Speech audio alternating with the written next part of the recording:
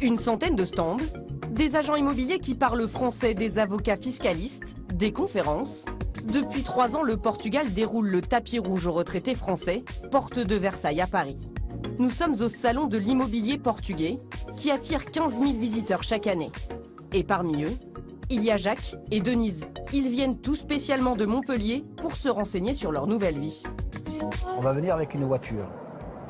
Est-ce qu'il faudra l'immatriculer au Portugal?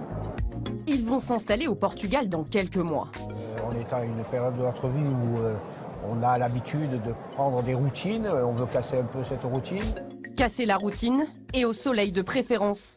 Depuis 2013, 25 000 Français se sont installés au Portugal. Pourquoi ce pays est-il devenu le nouvel Eldorado des retraités français? Nous sommes dans l'Algarve, au sud du Portugal. Des plages de sable fin et plus de 300 jours de soleil par an. C'est ici que Jean-André Paquet, un Français, a installé son agence immobilière il y a 4 ans. Sa cible, les retraités français. Et aujourd'hui, c'est jour de visite. On va aller faire un tour à Portimao. Sa cliente, c'est Gina. Elle loue un petit appartement en attendant de trouver le coup de cœur pour acheter. Et Jean-André a des arguments convaincants. Pour un appartement avec une seule chambre, c'est 162 000 €. Mais vous allez voir, il y a quand même des terrasses généreuses. Et c'est justement dans le budget de Gina. Là, j'achète la terrasse. Une très bonne affaire comparée au marché de l'immobilier français. Exemple avec cet appartement de 3 pièces, vendu ici à 218 000 €. Sur la Côte d'Azur, ce serait beaucoup plus cher. Aujourd'hui, un bel appartement comme ça peut coûter facilement, au minimum, on va être entre 380 et plus de 400 000 €. Oh, je suis Les appartements sur la côte se sont vendus par milliers à des clients étrangers. Car ici, le prix de l'immobilier est très intéressant, en moyenne 2 fois moins cher qu'en France. Alors pour son business, Jean-André y a vu une belle opportunité.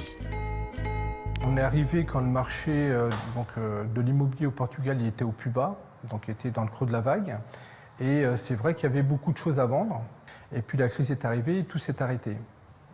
Et donc à partir de là, il est passé un temps avant que les choses commencent à repartir.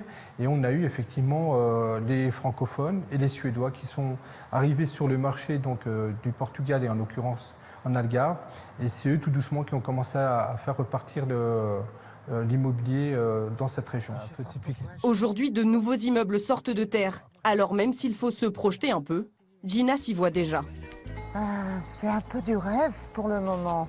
Hein. C'est sûr qu'il faut le voir tout fini. Il faut revenir plusieurs fois sur les lieux, mais ça donne envie. Un rêve que Gilles Lemot, 78 ans, a réalisé il y a bientôt 2 ans dans cette résidence de grand standing. 8 appartements et une piscine privée. Là, on est à 23 degrés, on aura 26 dans la journée et c'est habituel. L'année dernière, ça a même commencé au mois de mai.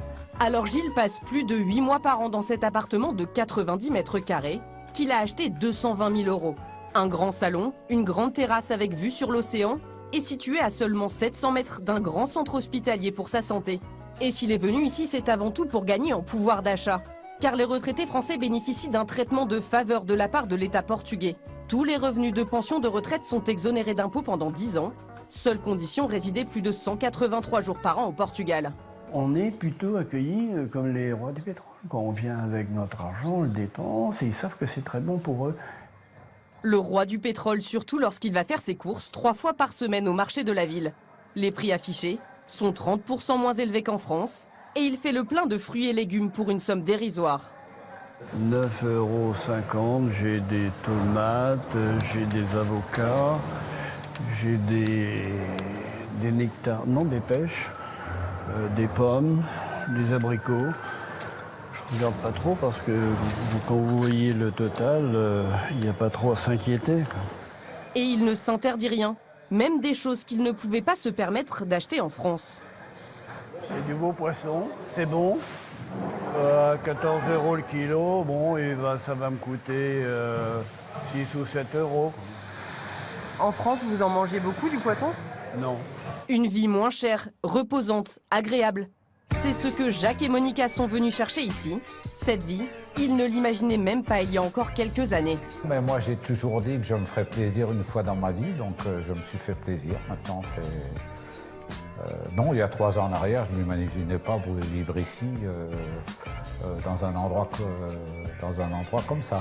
Et pour eux, hors de question de vivre isolés dans leur magnifique villa de 500 mètres carrés. Alors avec de plus en plus de francophones qui viennent passer leur retraite ici, il a été très facile de se recréer un cercle d'amis. Bonjour Gisèle, comment vas-tu? Chaque semaine, ils reçoivent leurs voisins les plus proches, des Suisses, pour passer leurs vieux jours au soleil et ensemble.